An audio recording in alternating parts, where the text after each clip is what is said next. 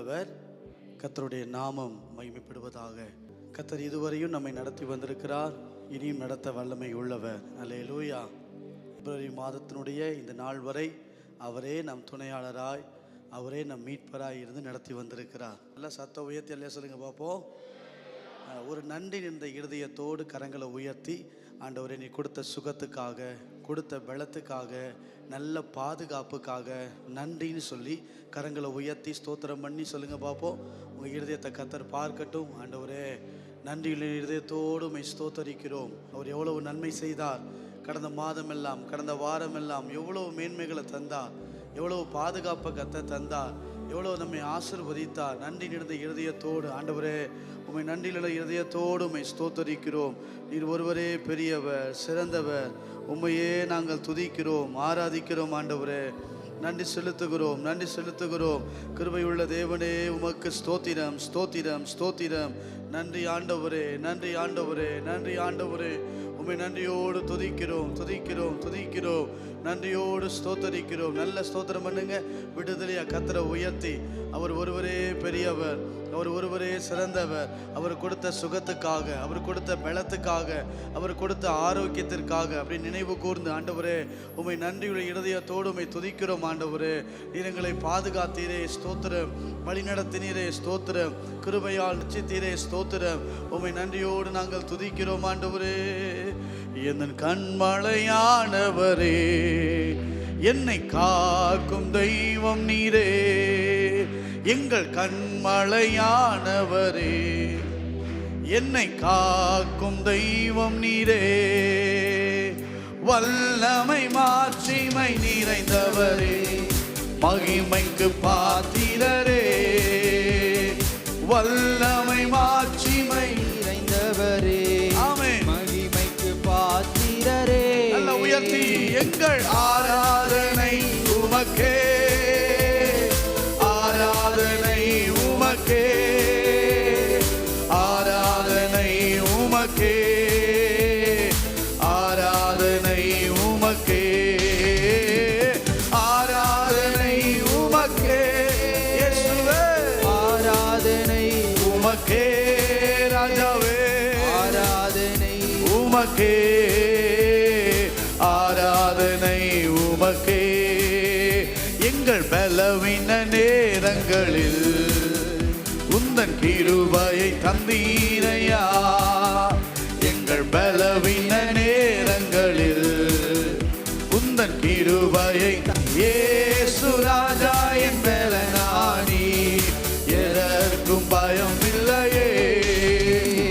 இயேசு ராஜா என் பலனானி, ஆமென், எதற்கும் பயம் இல்லையே. நல்லா உயர்த்தி சொல்லுங்க. எங்கள் ஆராதனை உமக்கே, ஆராதனை உமக்கே, ராஜாவே ஆராதனை உமக்கே, ஆராதனை உமக்கே, ஆராதனை உமக்கே.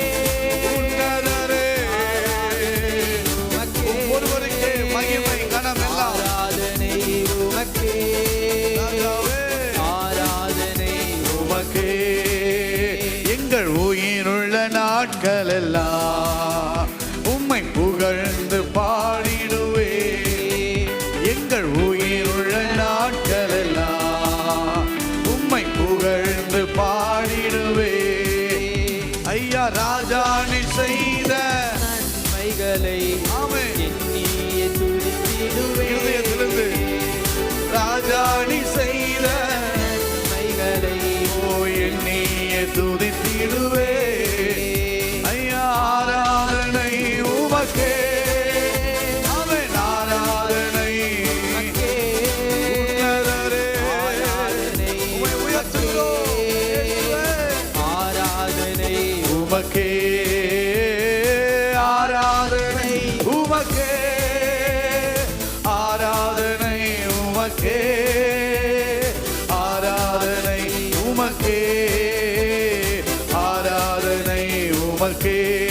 அபிஷேக நதி நானே, அகிலம் எங்கும் பரவிடுவேன். அபிஷேக நதி நானே, அகிலம் எங்கும் பரவி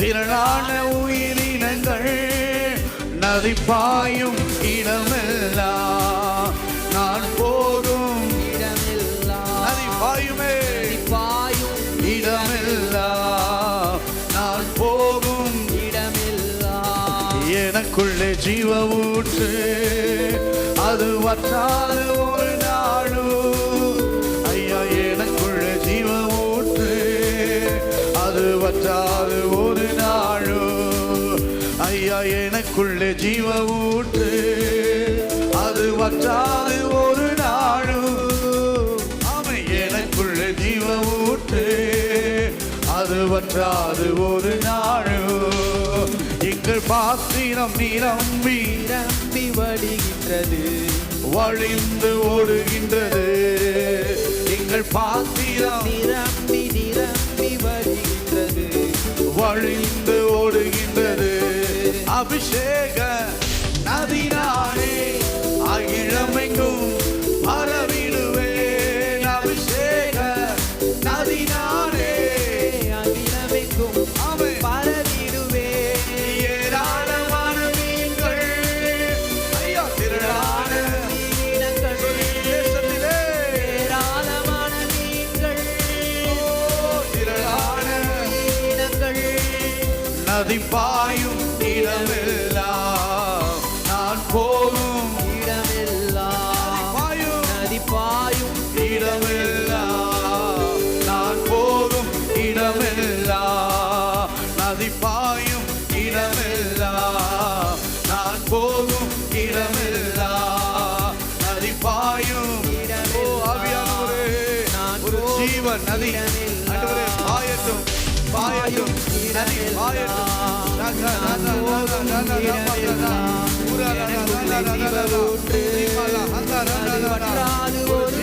பாயட்டும் எனக்குள்ளே ஜீவ ஊற்று அது வற்றாது ஒரு நாடு எங்கள் பாத்திரம் நிரம்பி வழிகின்றது வழிந்து ஓடுகின்றது எங்கள் பாத்திரம் நிரம்பி நிரம்பி வழியற்ற ஆண்டவரே எங்கள் பாத்திரங்கள் நிரம்பட்டும் பாத்திரங்கள் நிரம்பட்டும்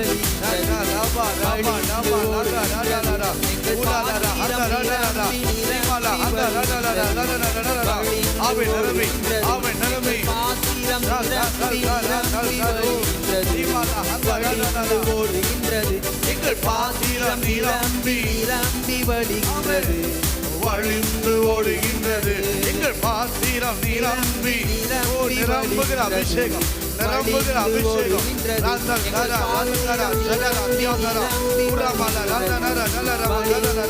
நல்ல ஆவி நிரம்புங்க அந்நிய பாஷைகளை பேசுங்க வாய்களை திறந்து சத்தம் உயர்த்தி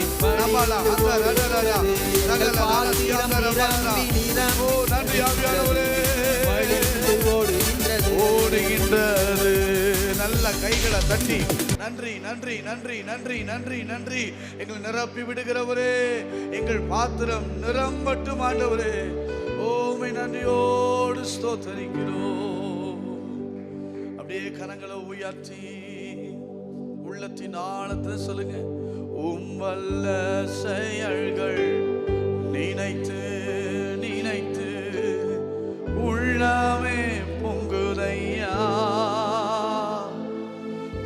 வல்ல செயல்கள் நினைத்து நினைத்து உள்ளமே பொங்குதையா ஓ நல்லவரே நன்மை செய்தவரே நன்றி நன்றி ஐயா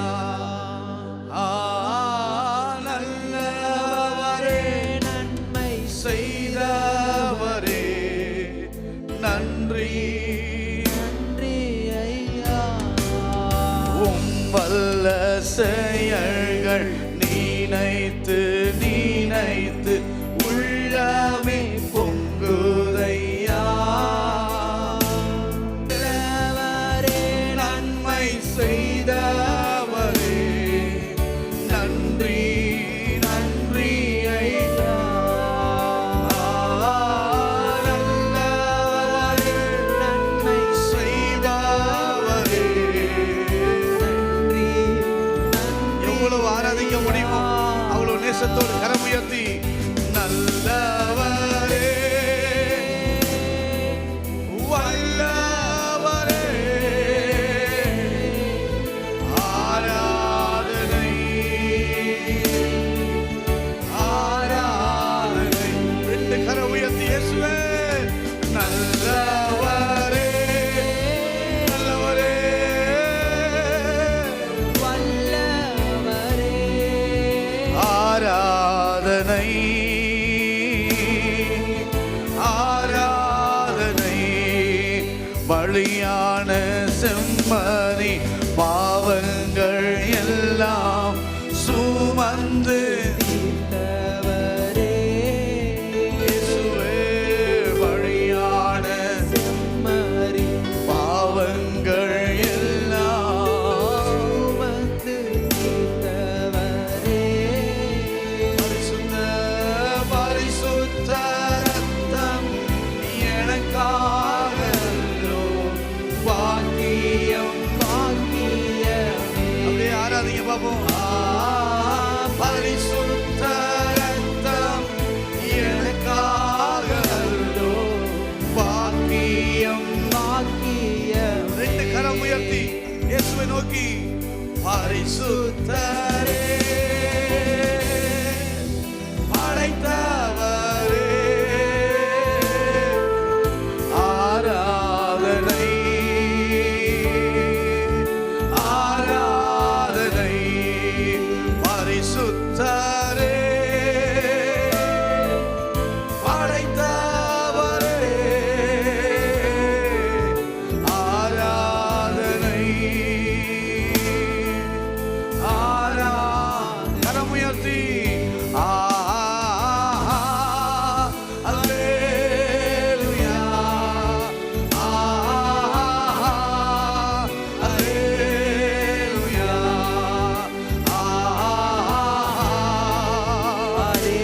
உன்னதமானவர் உயர்ந்தவர் இரட்சகர் அல்லேலூயா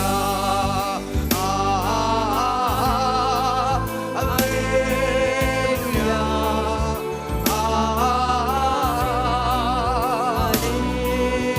இயேசுவே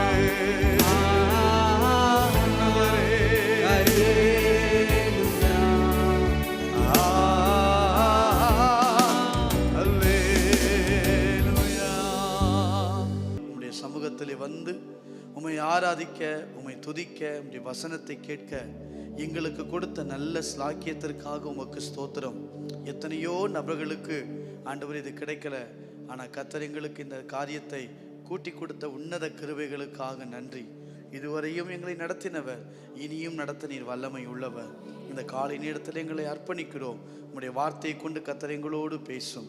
இயேசுவின் நாமத்தில் பிதாவே, ஆமென். தானியேல் 6ஆம் அதிகாரம் 28வது வசனத்தை வாசிக்க கேட்கலாம். தானியேல் 6ஆம் அதிகாரம் 28வது வசனம். தரியுவின் ராஜ்யபார காலத்திலும் பெர்சியனாகிய கேரோசனுடைய ராஜ்யபார காலத்திலும் தானியேலின் காரியம் ஜெயமாயிருந்தது. கரங்களை உயர்த்தி அல்லேலூயா சொல்லுங்க. தானியேலின் காரியம் ஜெயமாயிருந்தது. இந்த தானியேல் என்கிற பெயருக்கு அர்த்தம் என்னன்னா, தேவனே என் நியாயாதிபதி, தேவனே என் நீதி என்று அர்த்தம். நல்ல கவனிங்க, இங்கு வேதம் மிக தெளிவாய் சொல்லுகிறது. தானியேல் என்கிற ஒரு மனிதனை குறித்து வேதம் மிக தெளிவாய் சொல்லுகிறது. தானியேலின் காரியம் ஜெயமாய் இருந்தது அப்படின்னு மட்டும் சொல்லலை. அதுக்கு முன்னாடி நீங்கள் வாசித்து பார்த்தீங்கன்னா அங்கே சொல்லப்படுகிறது, தரியுவின் ராஜ்யபார காலத்திலும் பெர்சியனாகிய கோரேசுடைய ராஜ்யபார காலத்திலும். அப்படின்னா தானியேல் வாழ்ந்த நாட்களில் 4 ராஜாக்கள் அவர்கள் ஆட்சி செய்தார்கள். 4 ராஜாக்களுடைய காலத்திலும் தானியேல் அவர் ஒரு உன்னத ஸ்தானத்தில் இருந்து நடத்தின ஒரு தேவ மனிதனாய் அங்கே இருந்தார். நீங்கள் பார்த்தீங்கன்னா 2ஆம் அதிகாரத்தில் நெபுகாத் நேச்சர் என்கிற ஒரு ராஜா எழுப்பி நிற்பார். அவர் இருக்கிற நாட்களில் தானியேல் ஒரு நல்ல தேசத்தில் மிகப்பெரிய ஒரு பொறுப்பிலே இருந்தார். நீங்கள் 5ஆம் அதிகாரத்தை நீங்கள் வாசித்து பார்ப்பீர்கள், ஆனால் பெல்ஷத்தார் என்கிற ஒரு ராஜா இருக்கிறத நீங்க பார்க்கலாம். அந்த இடத்திலும் தானியேல் அங்கு ஒரு பெரிய அதிகாரத்தில் இருக்கிறதை வாசிக்கலாம். 6ஆம் அதிகாரம் 1ஆம் வசனத்தை நீங்க வாசித்து பார்த்தீங்கன்னா தரியு என்கிற ஒரு ராஜா இருக்கிறத வாசிக்கலாம். தரியுவின் ராஜாவின் காலத்திலும் தானியேல் காரியம் ஜெயமா இருந்தது. 4ஆவதாக நம்ம வாசித்தோம் கோரேஸ், அவருடைய ராஜ்யத்தின் 6:28 அந்த ராஜாவுடைய காலத்திலும் தானியேலை குறித்து வேதம் சொல்லுகிறது, அவன் காரியம் ஜெயமா இருந்தது. ரொம்ப ஆச்சரியமான விஷயம் இல்லை? ஏதோ ஒரு ராஜா இருந்தார், அந்த ராஜாவுடைய காலத்தில் ஒரு மனிதன் இருந்தான்.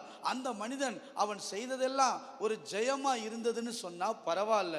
வேதம் மிக தெளிவாய் சொல்லுகிறது, நெபுகாத் நேச்சருடைய அந்த ராஜ்ய பாரத்திலும் தானியேலுடைய காரியம் ஜெயமா இருந்தது.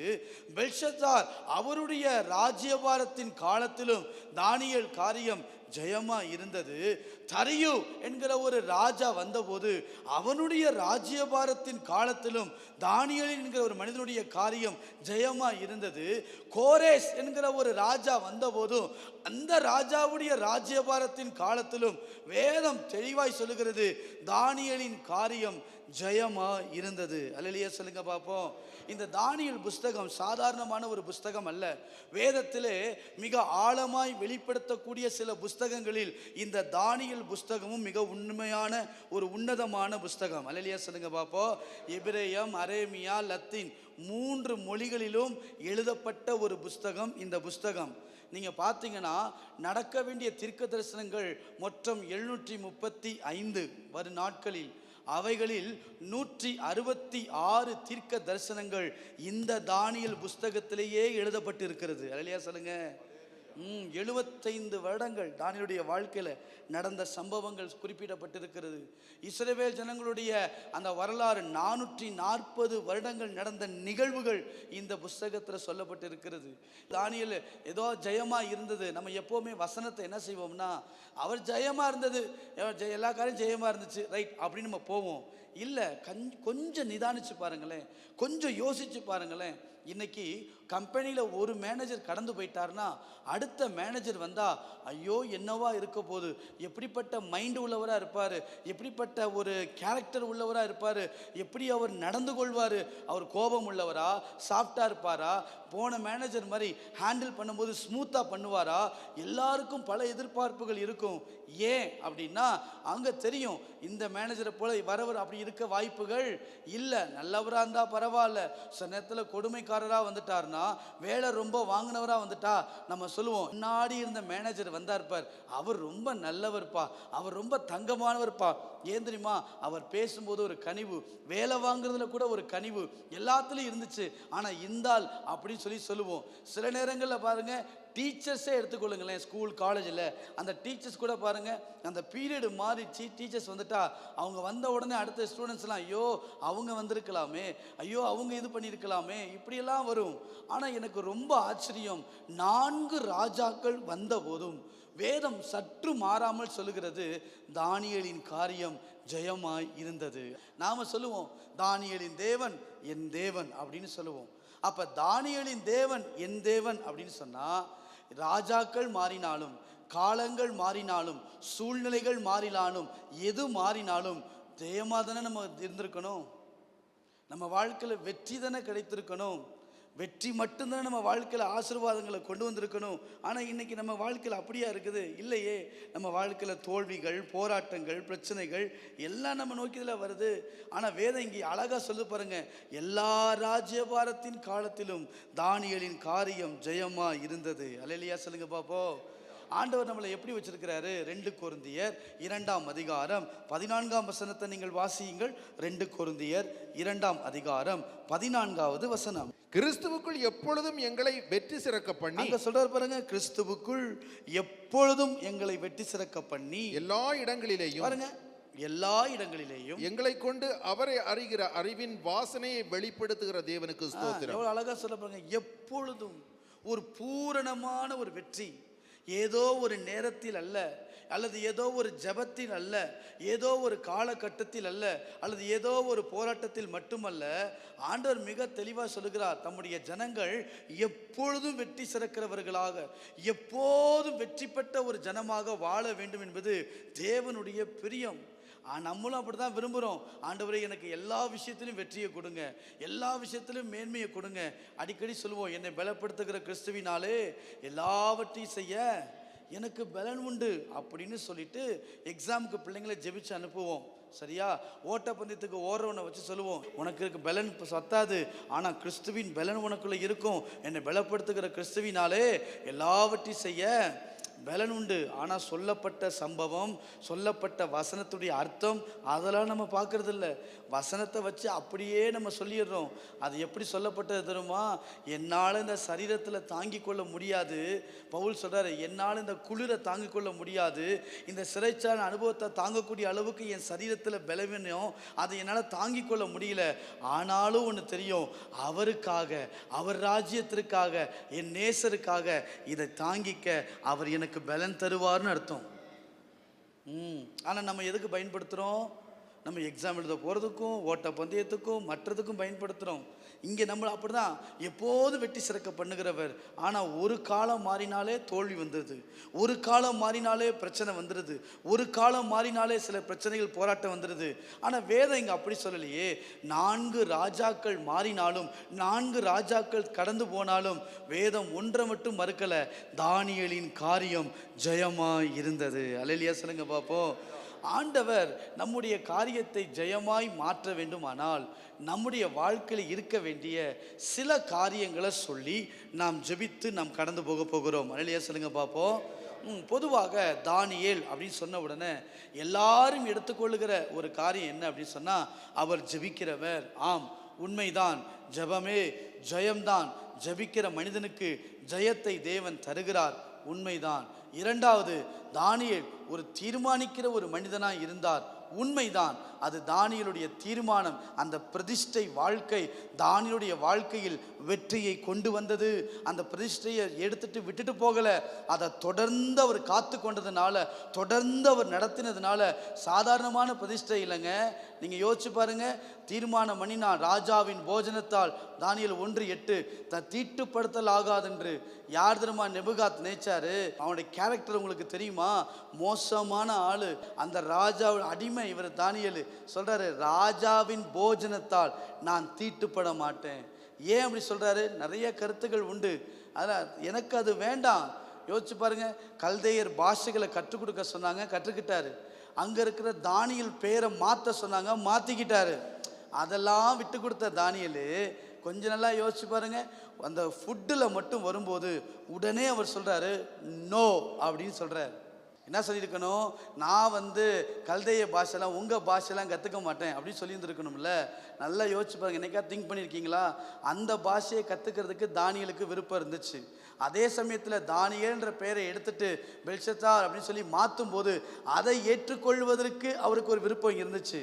ஆனால் எதை விரும்பலை, எதை ஏற்றுக்கொள்ள முடியலைன்னா, அந்த ஃபுட்டை ராஜாவின் போஜனத்தை கொடுக்கறதுக்கு அவர் ஏற்றுக்கொள்ள முடியல. அப்போ பிரதிஷ்டை இருந்ததுனால தானியேல் உயர்த்தப்பட்டாரா? உண்மைதான், அதுதான் உண்மை. அது மட்டுமல்ல, ஒரு நீதி நிறைந்த வாழ்க்கை இருந்ததா? உண்மைதான். நீதியான ஒரு வாழ்க்கை வாழ்ந்ததுனால அந்த மனிதனுடைய வாழ்க்கையில் ஜெயம் கிடைத்தது, உண்மைதான். அதே சமயத்தில் ஒரு விசுவாசம் உள்ள ஒரு வீரனாய், சிங்க கபில தூக்கி போட்டாலும் கர்த்தர் என்னை காத்துக்கொள்ளுவார் அப்படின்னு சொல்லப்பட்டது உண்மைதானா? உண்மைதான். ஒரு நல்ல விசுவாச வீரனை கர்த்தர் ஒரு நாளும் கீழே விடுறதில்லை.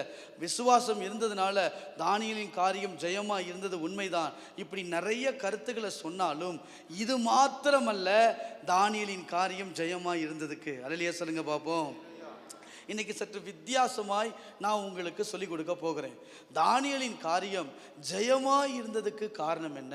அதுவும் ஒரு ராஜாக்கள் அல்ல, 2 ராஜாக்கள் அல்ல, 4 ராஜாக்கள் வந்த போதும் காலங்கள் மாறின, ஆட்சிகள் மாறின. ஒவ்வொரு ராஜாவும் ஒவ்வொரு ரூல்ஸ் போட்டிருக்கலாம், ஒவ்வொரு ராஜாவும் ஒவ்வொரு திட்டத்தை வகுத்திருக்கலாம், ஒவ்வொரு ராஜாவும் ஒவ்வொரு காரியத்தை செயல்படுத்திருக்கலாம். ஆனால் என்ன சொன்னாலும் என்ன செயல்படுத்தினாலும் வேதம் தெளிவாய் சொல்கிறது, அவன் காரியம் ஜெயமாய் இருந்தது. அல்லேலூயா. எப்படி அவன் காரியம் ஜெயமாய் இருக்கிறதுக்கு காரணம் என்ன அப்படின்னா, நம்பர் 1, 3 கருத்துக்களை வேகமாக நான் சொல்கிறேன். 1, விஸ்டம், ஞானம். 1ஆம் அதிகாரம் 14ஆம் வசனத்தை வாசிங்க. அவன் இந்த காரியத்திலே அவர்களுக்கு செவி கொடுத்து 10 நாளளவும் அவர்களை சோதித்து நல்ல பார்த்தான். கவனிங்க, 10 நாளளவும் சோதித்து பார்த்தான். நல்ல கவனிங்க, ஞானம். ஒரு மனிதனை கத்தர் உயர்த்தணும் அப்படின்னு சொன்னால் ஜெபம் மாத்திரம் அல்ல, அதே சமயத்தில் தேவனிடத்தில் பெற்றுக்கொண்ட ஞானம் அவசியம். அல்லேலூயா சொல்லுங்க பார்ப்போம். ஞானம் ஒரு மனிதனை உயர்த்தும். ஞானமுள்ள ஒரு மனிதனாய் அவனுக்கிட்ட இருந்த ஒரு பெரிய விஷயம் என்னென்னா, ஞானமுள்ள ஒரு நபராக இருந்தார். எனக்கு ரொம்ப ஆச்சரியம். 4 ராஜாக்களின் காலத்திலும் எப்படி ஒரு மனிதனால் இவ்வளவு ஒரு வெற்றி பெற்ற ஒரு வாழ்க்கையை, ஒரு ஜெய ஜீவியம் நிறைந்த வாழ்க்கையை தானியேலால் வாழ முடிஞ்சிச்சுன்னு சொன்னால், அவருக்குள்ள காணப்பட்ட தேவனுடைய ஞானம், உலக ஞானம் அல்ல, தேவனுடைய ஞானம். இன்னைக்கு நம்ம அதை விரும்புறதில்லை பாருங்கள். பொதுவாக இதை பெருசாக யாரும் பேசுறதில்லை. ஆனால் இது எவ்வளவு வாழ்க்கையில் முக்கியம் தெரியுங்களா? இது வாழ்க்கையில் எவ்வளோ ஞானமற்ற செயல்களால், ஞானமற்ற பேச்சினால், ஞானமற்ற நடக்கையினால் எத்தனை மேன்மைகளை, எத்தனை ஆசீர்வாதங்களை, எத்தனை உயர்வுகளை நம்ம வாழ்க்கையில் இழந்திருக்கிறோன்றத கொஞ்சம் நிதானித்து பார்த்தா நம்ம கண்டுபிடிச்சிடலாம். நம்ம வாழ்க்கையில் நிறைய மேன்மைகள் ஆண்டவர் உயர்வு கொடுக்கணும் வைத்திருக்கிறத கூட, ஆண்டவர் கொடுத்த மேன்மைகளில் கூட ஞானமற்று நடந்ததுனால நம்ம வாழ்க்கையில் அதை இழந்து போயிட்டோம். ஆனால் அந்த தானியேல் யோசிச்சு பாருங்களேன், சாதாரணமான ஆள் இல்லை. அங்கே போய் நிற்கும் போது அடிமையாக போய் நிற்கிறான். அவன் எவ்வளவு ஞானமாக சொல்கிறான் பாருங்களேன். ராஜாவின் போஜனம் எனக்கு வேண்டாம், நான் சாப்பிட மாட்டேன் அப்படின்னு சொல்லியிருந்தா அப்பயே நேபுகாத்நேச்சர் பீஸாக போட்டிருப்பாரு தானியேலை. அப்பயே தானியேலுடைய லைஃப் முடிஞ்சிருக்கும். யோசிச்சு பாருங்களேன், ஒரு இடத்துல போயிட்டு ஞானம் இல்லாமல் நான் இப்படி தான் இருப்பேன், நீ என்ன பண்ணிக்க அப்படின்னு பேசுறதுனால எத்தனை அழிவுகள், எத்தனை பிரச்சனைகள், எத்தனை போராட்டங்கள்லாம் வந்திருக்கு தெரியுங்களா? ஞானம் இல்லாமல் பேசின ஒரே ஒரு காரியத்துக்காக அவ்வளோ நேரம் தேவன் கொடுத்த அந்த ஜெபித்த காரியம், சமாதானத்தை கொடுத்த காரியம், நீதியாய் வாழ்ந்த வாழ்க்கை, விசுவாசமாய் வாழ்ந்த வாழ்க்கை எல்லாமே எதில் முடிஞ்சு போயிடும்னா ஞானம் இல்லாமல் நடந்து கொண்ட விதம். ஒரு ஞானம் இல்லாதனால நம்ம வாழ்க்கையில் எல்லாத்தையும் இழந்து போயிடுவோம்.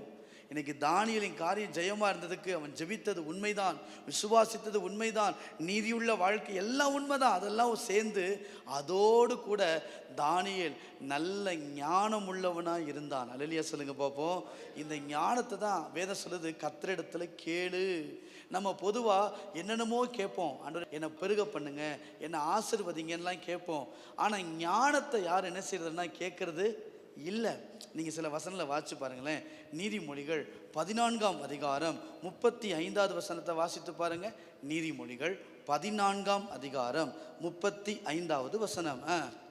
ராஜாவின் தயை விவேகமுள்ள பணிவிடைக்காரன் மேல் இருக்கும், அவனுடைய கோபமோ லெச்சை உண்டாக்குறவன் மேல் இருக்கும். பாருங்களேன், ஞானம், அந்த விவேகன்றது ஞானம்.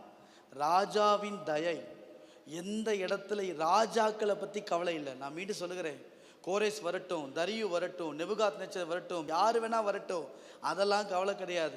ஜபிக்கிறது எல்லாம் உண்மைதான். ஆனால் அதே சமயத்தில் விவேகமுள்ள ஒரு பணிவிடைக்காரன், தயை எப்போ இருக்குன்னா விவேகம் இருக்கணும், ஒரு ஞானம் இருக்கணும். இன்னைக்கு ஞானம் இல்லாத ஏன் குடும்பத்தில் பிரச்சனை என்னைக்காவது யோசிச்சு பார்த்துருக்கீங்களா? இப்போலாம் நாங்கள் சில குடும்பங்களுக்கு போகிறோம்ல, கேட்கும்போது சின்ன வார்த்தை பேசின ஞானமற்ற செயல், அந்த நேரத்தில் மட்டும் வாயை மூடி இருந்தா, அந்த நேரத்தில் மட்டும் அந்த வார்த்தையை பயன்படுத்தாமல் இருந்திருந்தா, அந்த நேரத்தில் மட்டும் கொஞ்சம் நிதானித்திருந்தா அந்த சூழ்நிலையே மாறி இருந்திருக்கும். ஆனால் வாழ்க்கையில் நிறைய இழப்புக்கும் பிரச்சனைக்கும் போராட்டத்துக்கும் காரணம் தருமா?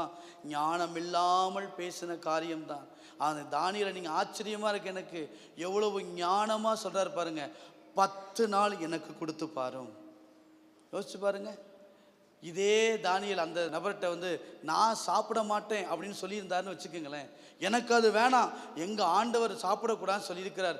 ஏன் தெரியுமா? அதில் அருவருப்பு இருக்குது, இதெல்லாம் நான் சாப்பிடக்கூடாது, இதெல்லாம் நான் வந்து இப்படி இருக்கக்கூடாது, அதனால் எனக்கு வேணாம் அப்படின்னு ஒத்த காலில் அடம் பிடிச்சி இந்த வார்த்தையை சொல்லியிருந்தான்னு வச்சுக்கோங்களேன், அன்னைக்கே தானியேலுடைய காரியங்கள் முடிஞ்சிருக்கும். ஆனால் எவ்வளோ ஞானமாக சொல்கிறார் பாருங்களேன், 10 நாள் கொடுத்து என்னை சோதித்து பாரும். நம்ம வாழ்க்கையில் ரொம்ப முக்கியமானதுங்க. ஜெயமுள்ள ஒரு வாழ்க்கை ஒரு மனிதன் வாழணும். என் குடும்பம் வெற்றியாக இருக்கணும், என் பிள்ளைங்க வாழ்க்கையில் வெற்றியாக இருக்கணும், என் ஊழியங்களில் என்னுடைய வாழ்க்கையில் ஒரு ஜெய ஜீவியம் இருக்கணும்னா ஞானம் ஒரு மனிதனுக்கு ரொம்ப ரொம்ப அவசியம். கரங்களை உயர்த்தலே சொல்லுங்க பார்ப்போம். பிரசங்கி 9ஆம் அதிகாரம் 16ஆம் வசனம் வாசிங்க. ஞானத்தை எவ்வளோ முக்கியம் நான் காட்டி கொடுக்குறேன். ஒரு 3 கருத்தை காட்டி கொடுக்குறேன். பிரசங்கி 9:16 வாசியுங்கள். ஆகையால் ஏழையின் ஞானம் அசட்டை பண்ணப்பட்டு அவன் வார்த்தைகள் கேட்கப்படாமற் போனாலும் பலத்தை பார்க்க, அங்க பாருங்க, பலத்தை பார்க்கிலும் ஞானமே உத்தமம் என்றேன். என்னதான் சரீரத்தில் ஸ்ட்ரென்த் இருந்தாலும், என்னதான் திறமையில பெரிய பலனா இருந்தாலும், என்னதான் பணவசதியில பலனா இருந்தாலும், அந்த பலமெல்லாம் இல்லை, அந்த பலத்தை பார்க்கிலும் ஒரு மனிதனுக்கு ஞானமே உத்தமம்.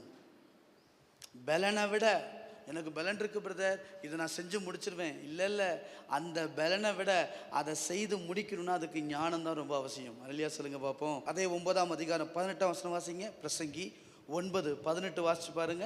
யுத்த ஆயுதங்களை பார்க்கிலும் ஞானமே நலம். அங்க பாருங்க, யுத்த ஆயுதங்களை பார்க்கிலும், நீ என்னதான் கையில் இன்ஸ்ட்ருமெண்ட் வச்சிருந்தாலும், எவ்வளோ பயங்கரமாக ஜெபிக்கிறவனாக இருந்தாலும், எவ்வளோ பெரிய ஒரு ஆளாக இருந்தாலும், என்ன வேணா இருக்கட்டுமே, ஞானம் ரொம்ப அவசியம். அல்லையா சொல்லுங்க பார்ப்போம். ஞானம் அவசியம். இன்னைக்கு கொஞ்சம் யோசிச்சு பாருங்க. கொஞ்சம் இந்த வருஷத்தில் கர்த்தர் எத்தனையோ நன்மைகளை நம்ம கொடுத்துருப்பாரு, எத்தனையோ மேன்மைகளை கொடுத்துருக்கிறாரு, எத்தனையோ ஆசீர்வாதங்களை கொடுத்துருக்கிறாரு. அந்த ஆசீர்வாதங்கள்லாம் தட்டி கழித்ததுக்கு காரணம் என்ன தெரியுமா? நம்ம ஞானம் இல்லாமல் நடந்து கொண்ட செயல்கள் தான், ஞானம் இல்லாமல் பேசின பேச்சுக்கள் தான். கொஞ்சம் நிதானித்து, கொஞ்சம் விவேகித்து, கொஞ்சம் யூகித்து, கொஞ்சம் நிதானமாக அந்த காரியத்தை நம்ம நடத்தியிருந்தா, அந்த காரியத்தை நம்ம பேசியிருந்தா, நிறைய குடும்பங்களில் பிளவுகள் வந்திருக்க வாய்ப்புகளே இல்லை. நீதிமொழிகள் 16ஆம் அதிகாரம் 14ஆம் வசனத்தை வாசிச்சு பாருங்க. நீதிமொழிகள் 16:14 வாசிங்களேன். ராஜாவின் கோபம் மரண தூதருக்கு சமானம், ஞானமுள்ளவனோ அதை ஆற்றுவான். பாருங்க, என்னதான் ராஜா கோபமா இருக்கட்டும், உக்கிரமா இருக்கட்டுமே, ஆனா வேதம் என்ன சொல்லுமா? ஞானம் உள்ளவன் அதை ஆற்றுவான். உதாரணத்துக்கு கணவர் எவ்வளவுதான் கோபப்படட்டும், அல்லது குடும்பத்தில் ஏதோ ஒரு பிரச்சனையில் கோபங்கள் எழும்பட்டும், ஒரே ஒரு ஞானமுள்ள மனிதன் அந்த இடத்துல இருந்திருப்பானா, ஒரே ஒரு ஞானம் அந்த இடத்துல கொஞ்சம் வெளிப்பட்டிருக்குமானா, என்னால் தைரியமாக சொல்ல முடியும், அந்த கோபம் ஆற்றக்கூடிய வார்த்தை அந்த இடத்துல இருந்து வந்திருக்கும். அவன் தானியேல் காரியம் ஜெயமா ரைட்டு, ஜெயமா இருந்ததுக்கு இன்னொரு பக்கம், ஒரு நாணயத்துக்கு 2 பக்கம். நம்ம எப்போவுமே ஒரு பக்கத்தையே நம்ம பார்க்குறோம். அவன் ஜெபித்தான், நீதிமான், ரைட், இதெல்லாம் உண்மை, இது தேவை. 2 பக்கமும் இருந்தால் தான் காசு செல்லும். ஒரு பக்கம் மட்டும் பிரிண்ட் ஆகியிருந்தால் காசு செல்லாது. செல்லலாம் அப்படிதான், ஒரு பக்கம் பிரிண்ட் ஆகிருக்கும், ஒரு பக்கம் பிரிண்ட் ஆகல, அப்படி செல்லாது. 2 பக்கமும் ஒரு மனிதனுக்கு தேவை. ஒரு பக்கம் ஜெபம், ஒரு பக்கம் நீதி, ஒரு பக்கம் உத்தமம், ஒரு பக்கம் உண்மை, இது ஒரு பக்கம் இருந்தாலும் இன்னொரு பக்கம் இருக்கு பாருங்க, ஞானமுள்ள ஒரு வாழ்க்கை, ஞானமுள்ள ஒரு பேச்சு, ஞானமுள்ள ஒரு நடக்கை, ஞானமுள்ள ஒரு செயல்பாடு, இது நம்முடைய வாழ்க்கையிலே ஜெயத்தை கொண்டு வரும். அல்லையா சொல்லுங்க பார்ப்போம். அங்கே தெளிவாக சொல்லிட்டு பாருங்க, ராஜாவின் கோபம் அது என்ன, மரண தூதருக்கு சமானம் தான், உண்மைதான். ஆனால் குடும்பத்தில் ஒரே ஒரு ஞானமாக ஒரு இடத்துல நம்ம என்ன செய்வோம்னா, அந்த இடத்துல நம்மளை தான் காட்டிக்க விரும்புவோம். நம்ம சொல்கிறது நமக்கு எப்போவுமே சரிதான், ஆனால் அவங்க சைட்லேருந்து பார்க்கும்போது தான் அது எவ்வளோ தவறுகள் இருக்குன்றது நம்ம புரிந்து கொள்ள முடியும். ஒரு ஞானமுள்ளவன் ஒரு குடும்பத்தில் இருந்தாலே போதும், அந்த குடும்பம் சமாதானமாக இருக்கும். ஒரு ஞானமுள்ள ஒரு மனிதன் ஒரு ஆஃபீஸ்க்குள்ளே இருந்தால் போதும், அந்த ஆஃபீஸ் நல்ல சமாதானமாக இயங்க முடியும். ஏன்னா ராஜாவின் கோபத்தையே அது ஆற்றக்கூடிய வல்லமை உள்ளது. அல்லேலூயா. அப்போ ஞானம் ஒரு மனிதனுக்கு ரொம்ப ரொம்ப முக்கியம். நான் சொல்கிறேன் ஞானம் எப்படி தெரியுமா? இங்கே வாசிங்க, நீதிமொழிகள் 9:10 வாசிங்க. நீதிமொழிகள் 9ஆம் அதிகாரம் 10வது வசனம். கர்த்தருக்கு பயப்படுதலே ஞானத்தின் ஆரம்பம். இதுதான். இந்த ஞானம் எப்படி அவனுக்கு வந்துச்சு தெரியுமா? கர்த்தருக்கு பயப்படுகிற பயம். இந்த ஞானம் தானியேலுக்கு வர காரணம் என்ன? நல்லா யோசிச்சு பாருங்களேன். தரியோ, கோரேஸ், நெபுகாத் நேச்சர் எல்லாம் வந்து நின்னாங்க. ஒருத்தராலும் ஒன்றும் செய்ய முடியலையே. ஆச்சரியமா இருக்கு. குற்றம் கண்டுபிடிக்க முகாந்தரம் தேடினாங்க, முடியாது. குற்றம் கண்டுபிடிச்சவங்க யார் தெரியுமா? கூட இருந்தவங்க. யாரு பாபிலோனுக்கு அடிமையா கொண்டு போகப்பட்டாங்களோ அவங்கள வச்சே தானியேலை குற்றம் கண்டுபிடிக்க தேடினாங்களாம். அதில் அவன் தேடி தேடி கண்டுபிடிக்க முடியாதனால தான் கடைசியாக தெய்வத்தால் தான் கண்டுபிடிக்க முடியும் சொல்லி கொண்டு சொன்னாங்க. வெளியால் சொல்லலை, கூட கொண்டு போனவனே தான் சொன்னான். யோசித்து பாருங்களேன். ஆனால் தானியேலின் காரியம் ஜெயமாக இருந்ததுக்கு காரணம் தெரியுமா? அவனுக்குள்ளே இருந்த தேவ பயம். ஒரு மனிதனுக்கு ஞானம் வெளிப்படணும்னா கர்த்தருக்கு பயப்படுகிற பயம் அவனுடைய இருதயத்துக்குள்ளே இருக்கணும். அல்லையா? சொல்லுங்க பார்ப்போம். எந்த சூழ்நிலையிலும் எந்த நேரத்திலும் யோசேப்பு அவன் காரிய சித்தி உள்ளவனாக இருந்தான். எப்படி யோசேப்போடு கர்த்தர் இருந்தார்? காரணம் என்ன? இந்த ஞானம், இந்த விவேகம் யோசேப்புக்குள்ள வர்றதுக்கு அவன் செய்யறதெல்லாம் வாய்க்கிற அளவுக்கு யுக்தியா செய்யக்கூடிய எந்த ஞானம்? யோசேப்பு கர்த்தருக்கு பயந்து வாழ்ந்தான். அவ்வளவுதான் வித்தியாசம். ஒரு மனிதன் கர்த்தருக்கு பயந்து நடக்கும்போது, அவருக்கு பயந்து வாழும்போது, எந்த சூழ்நிலையாக இருந்தாலும் எந்த நிலையாக இருந்தாலும், ஐயோ கர்த்தர் என்ன பார்க்குறார். இன்னும் நம்ம பக்கத்தில் உட்காந்து பேசிக்கிட்டு செஞ்சுட்டு தான் இருக்கிறோம். இன்னும் நம்ம வாழ்க்கையில் செல்ஃபோனை பார்த்துக்கிட்டு தான் இருக்கிறோம். இன்னும் நம்ம வாழ்க்கையில் அலட்சியம் லேட்டாக வந்துக்கிட்டு தான் இருக்கிறோம். கர்த்தருக்கு பயப்படுகிற பயம் இல்லையே.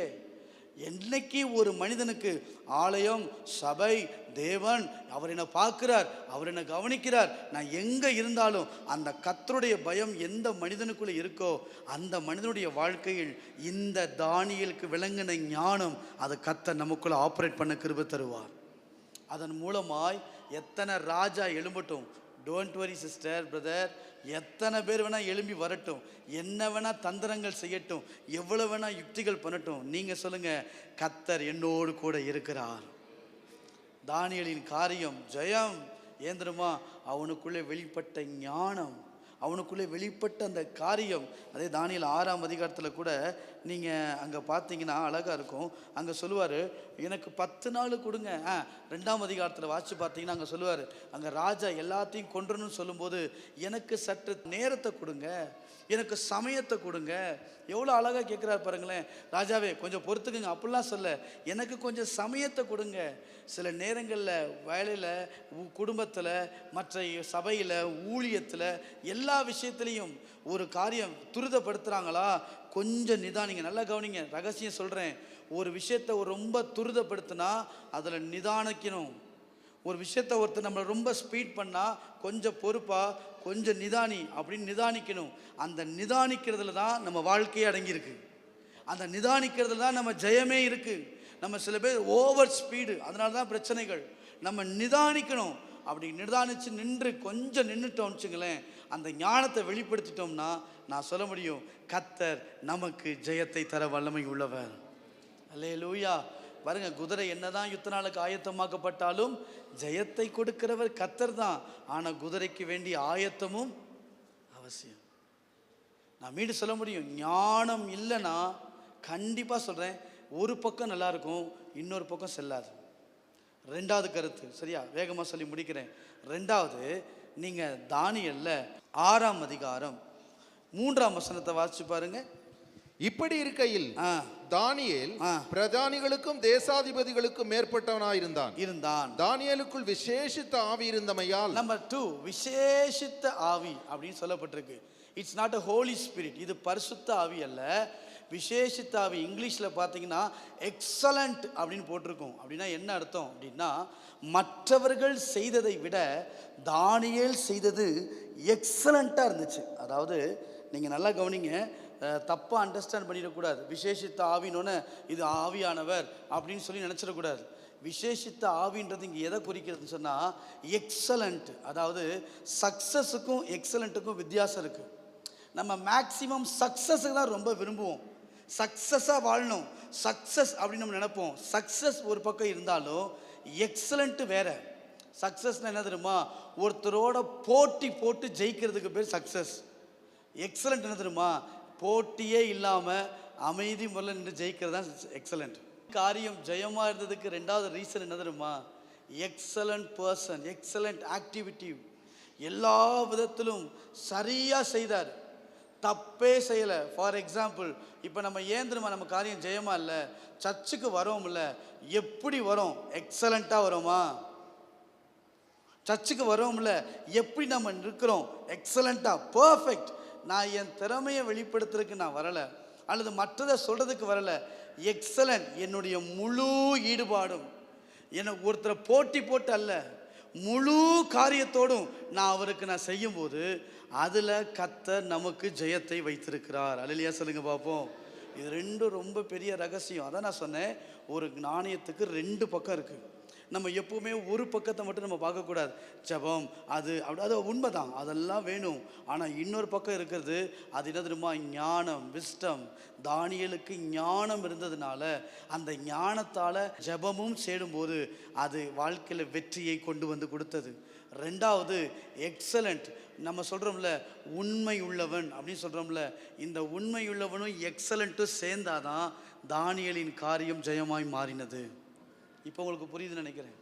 ஜெபமும் அதே சமயத்தில் கர்த்தருக்கு பயப்படுகிற அந்த ஞானமும் இணைந்த போது எத்தனை ராஜாக்கள் வந்தாலும் தானியேலின் காரியத்தை தோற்கடிக்க முடியல, ஜெயத்தை கர்த்தர் கொடுத்தார். 2வது நான் சொல்கிறேன், எக்ஸலண்ட்ன்றதுக்கு என்னமா? உண்மையும். அவன் சொல்கிறான், உண்மை உள்ளவனாக வாழ்ந்தான், நீதி உள்ளவராக இருந்தார் தானியேல். ஆனால் அது மாத்திரமல்ல, எல்லா செயல்பாட்டிலும் போட்டி போடலை, எக்ஸலண்ட்டாக விசேஷித்த ஆவியோடு அவர் செயல்பட்டதுனால தானியேலின் காரியத்தை தேவன் ஜெயமாய் மாற்றினார். இன்றைக்கி எத்தனை பேருக்கு அந்த கிருபை வேணும்? இன்றைக்கி நம்ம அப்படி செய்கிறதில்ல. சக்ஸஸை நோக்கி தான் நம்ம ஓடுவோம். பாருங்கள், பிள்ளைங்களுக்கு எக்ஸாம்பிள் என்ன சொல்லி திரும்ப தருவோம்? சக்ஸஸ்ஃபுல்லாக எழுதணுண்டா, அவன் அதே மைண்டில் இருக்கும். அதை நம்ம நிறுத்திட்டு சொல்லணும், உனக்கு எவ்வளவு முடியுமோ, உன்னால் எவ்வளவு பிரயாசப்பட முடியுமோ, உன்னால் எவ்வளவு தூரம் உனக்கு எஃபெக்டை காட்ட முடியுமோ அந்த அளவுக்கு அந்த பேப்பரை நீ எழுதிட்டு வா, கர்த்தர் உனக்கு வெற்றியை தருவார். சக்ஸஸை மைண்டில் வச்சதுனால தான் பிள்ளைங்க தடுமாறுறாங்க. இன்றைக்கி எக்ஸாம்பிள் சக்ஸஸையே தொழிலில், சக்ஸஸையே குடும்பத்தில், சக்ஸஸையே மோட்டிவேஷன் பண்ணுறது, ஊழியத்தில் சக்ஸஸ் இல்லை. எக்ஸலண்ட். சக்ஸஸ் என்பது கர்த்தருடைய கரத்தில் இருக்குது.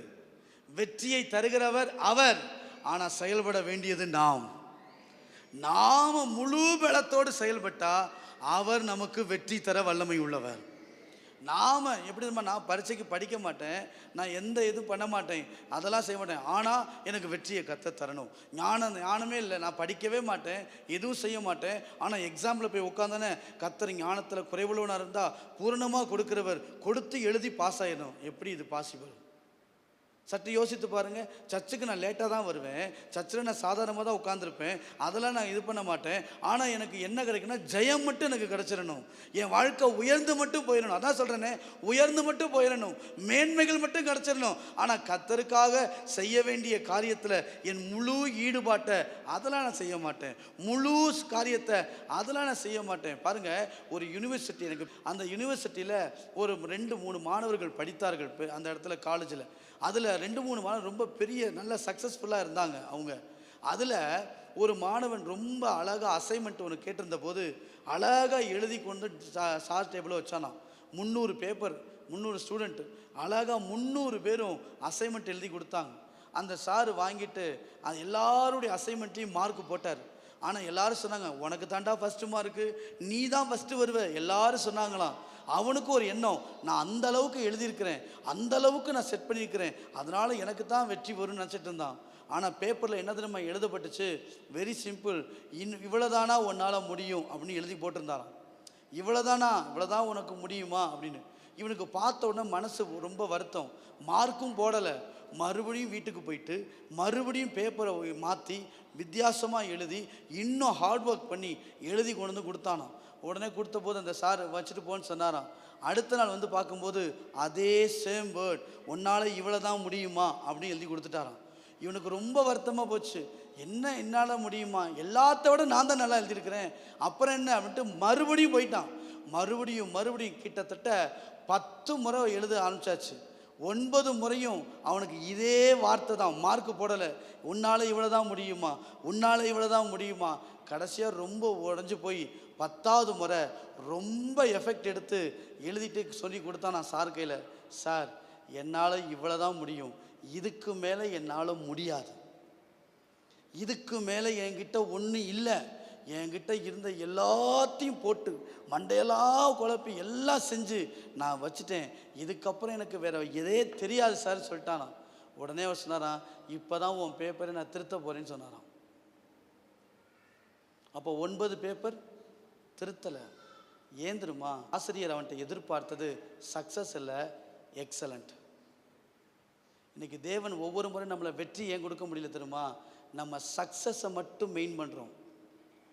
நான் எக்ஸலண்ட்டாலாம் ஆராதிக்க மாட்டேன். ஒன்றும் இல்லை, இப்போ ஆராதிக்க வச்சோம்ல, ஆராதிக்கும் போது எத்தனை பேர் எக்ஸலண்ட்டாக ஆராதிச்சிங்க? முழு மனதோடு. வேதம் தானே சொல்லுது எப்படி ஆராதிக்கணும்? முழு இருதயத்தோடு முழு ஆத்மாவோடு. ஆராதிக்கிறதுல குறைவு, ஜபத்தில் குறைவு, வேதம் வாசிப்பில் குறைவு, தேவ சமூகத்தில் காத்திருப்பது குறைவு. எல்லா விதத்திலும் நம்ம குறைவாக இருந்துட்டு நம்ம எதை எதிர்பார்க்குறோம் தெரியுமா? Successful life. தானியேலின் காரியம் ஜெயமாய் இருந்தது, என் காரியத்தை ஜெயமாய் மாற்றும். நம்ம என்ன எதிர்பார்க்குறோம் தெரியுமா? Successful life. எனக்கு வெற்றியை தாங்க. ஆனால் அந்த சக்ஸஸ்க்கு பின்னாடி இன்னொரு பக்கம் இருக்குது, எக்ஸலண்ட். முழு மனதோடு தேவனுக்கு செலுத்துகிறதுல முழு காரியம். இந்த தானியேல் அப்படி தான் இருந்தார். விசேஷித்த ஆவின்னு என்ன தெரியுமா?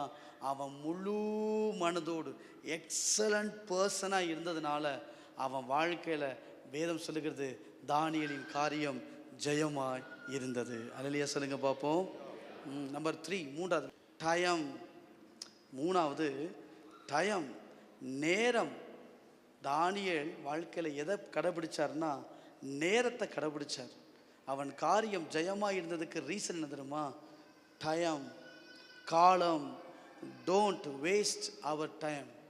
நம்ம ஒரு நாளும் வெற்றி பெற்றவர்களாய் மாறணும்னு சொன்னால் நம்ம நேரத்தை வீணடிக்க கூடாது. ஒன்று, நான் முதல்ல சொன்னேன், தானியேலின் காரியம் ஜெயமாக இருந்தது.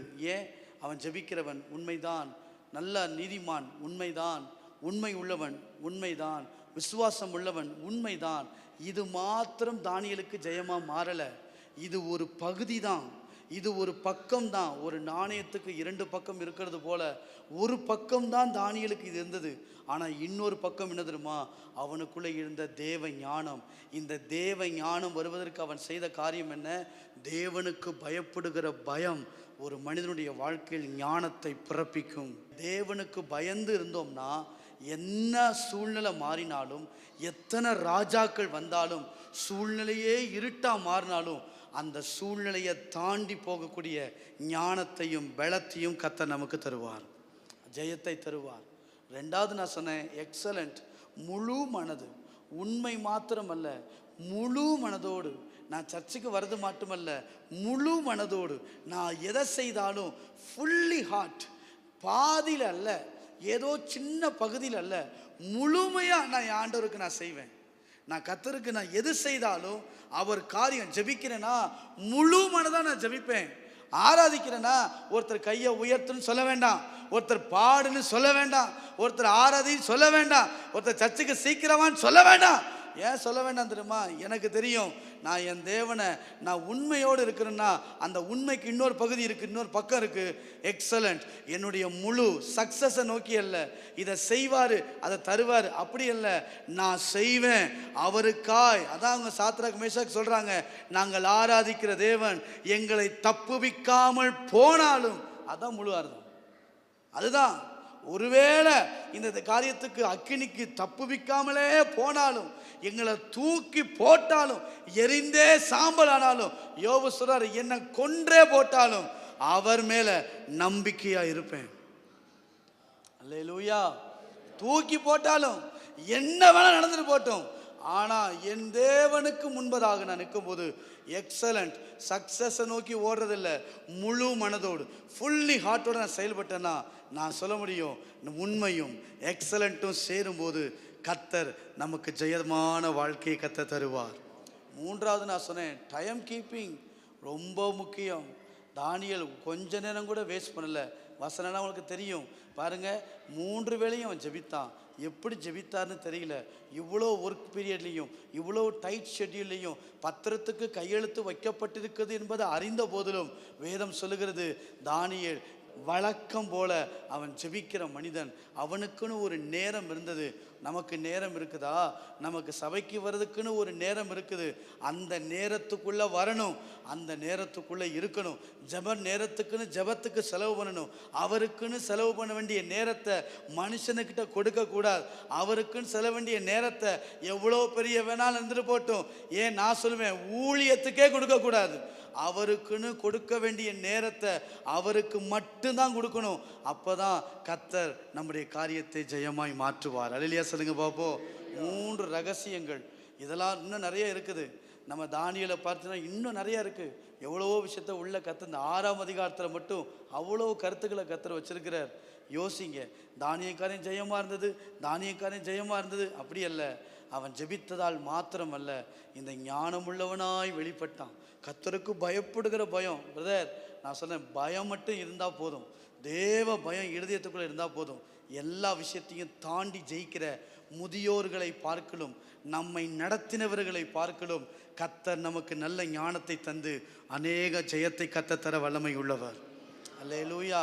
ஞானம் ரொம்ப அவசியம். மீண்டும் சொல்லுகிறேன், எக்ஸலண்ட், முழு மனது ரொம்ப முக்கியம். நம்பர் 3, நேரம். கர்த்தருக்குன்னு கொடுக்க வேண்டிய நேரம் மிகவும் முக்கியம். கண்களை மூடி நாம் செபிக்க போகிறோம். தானியேலின் காரியம் ஜெயம். என் காரியம் ஜெயமாக இருக்க வேண்டுமானால் என் வாழ்க்கையில் இந்த அனுபவங்கள் வர வேண்டும். இப்போ அப்படியே ஜெபம் பண்ணுங்க பார்ப்போம். ஆண்டவரே ஞானத்தை தாங்க ஆண்டவரே சொல்லி ஜெபம் பண்ணுங்க. எனக்கு ஞானம் வேணும். ஒரு தொழில் செய்கிறோமா, ஞானம் வேணும். ஒரு வீடு கட்டுறோமா, ஞானம் வேணும். ஒரு பிள்ளைகளை வளர்க்குறோமா, ஞானம் வேணும். குடும்பத்தை வெற்றியாக கொண்டு போகணுமா, ஞானம் வேணும். மற்ற காரியங்களை சமாதானத்தோடு வாழணுமா, ஞானம் வேணும். வேலை ஸ்தலத்தில் ப்ரமோஷன் கிடைக்கணுமா, ஞானம் வேணும். ஞானம் இல்லாமல் எதுவும் செய்ய முடியாது, வெற்றி கிடைக்க முடியாது. கரங்களை உயர்த்தி சொல்லுங்க, ஆண்டவரே உங்களுடைய ஞானத்தை எனக்கு தாங்க ஆண்டவரே. வயது எனக்கு பெருசல்ல, எல்லா வயதாக இருந்தாலும் சரி, நீங்கள் சொல்லுங்கள், எனக்கு ஞானத்தை தாங்க ஆண்டவரே. எனக்கு ஞானம் வேணும் ஆண்டவரே. என் வாழ்க்கையை நான் வெற்றியாய் வாழுவதற்கு, என் வாழ்க்கையில் நான் ஜெய ஜீவியம் செய்வதற்கு உம்முடைய ஞானத்தை எனக்கு தாங்க ஆண்டவரே. கர்த்தருக்கு பயப்படுகிற ஞானத்தை தாங்க ஆண்டவரே. எந்த சூழ்நிலையிலும் உமக்கு பயந்து நான் வாழும்போது, நான் எந்த சூழ்நிலையும் கடந்து போகிற ஞானத்தை கர்த்தர் எனக்கு தருவதற்காய் நன்றி. அப்படியே கரங்களை உயர்த்தி சொல்லுங்க, ஆண்டவரே எக்ஸலண்டா, உண்மையுள்ள இருதயத்தோடு முழு மனதோடு, ஒரு வெற்றிக்காக அல்ல ஆண்டவரே, கர்த்தரை நான் ஆராதிக்கிறதுல எக்ஸலண்ட், கர்த்தரை நான் ஜெபிக்கிறதுல எக்ஸலண்ட், நான் ஊழியம் செய்யறதுல எக்ஸலண்ட், எல்லாத்துலயும் எக்ஸலண்டா என்னை மாற்ற கர்த்தர் எங்களுக்கு கிருபையை தாங்க ஆண்டவரே. டைம் கீப்பிங், நேரத்தை உங்களோடு செலவழிக்கிற நேரம் வீணாயிடக்கூடாது ஆண்டவரே. அதை நான் செல்போனுக்கு கொண்டு போய் சேர்த்துடக்கூடாது, அதை நான் என் உறவுகளுக்கு கொண்டு போய் சேர்த்துடக்கூடாது, அதை என் டிவியில கொண்டு போய் சேர்த்துடக்கூடாது, அதை நட்புகளோட போய் சேர்த்துடக்கூடாது. தேவனுக்குன்னு செலவழிக்க வேண்டிய நேரத்தை, தேவனுக்குன்னு கொடுக்க வேண்டிய நேரத்தை, தேவனுக்குன்னு செய்ய வேண்டிய காரியத்தை, அந்தந்த நேரத்தை தேவ சமூகத்தில் செலவழிக்கிறதுக்கு கர்த்தர் எங்களுக்கு கிருபைகளை தருவீராக. கரங்களை உயர்த்தி அர்ப்பணிச்சு அப்படியே சொல்லுங்க பாப்போம், ஆண்டவரே உம்மை நன்றியோடு நாங்கள் ஸ்தோத்தரிக்கிறோம். ஹல்லேலூயா. வெற்றி கோடி பிடித்திடுவோம், நாம் வீரநடை நடந்திடுவோம். ஆமென். வெற்றி கோடி பிடித்திடுவோம், நாம் வீரநடை நடந்திடுவோம். வெள்ளம் போல சாத்தான் வந்தாலும் ஆவியாலே கோடி பிடிப்பார். வெள்ளம் போல சாத்தான் வந்தாலும் ஆமென், ஆவிதாமே கோடி பிடிப்பார். அஞ்சாதே என் மகனே, நீ அஞ்சாதே என் மகனே, ஓ அஞ்சாதே என் மகனே, ஆமென். நீ அஞ்சாதே என் மகனே. நல்ல கைத்தட்டி ஆமென். வெற்றி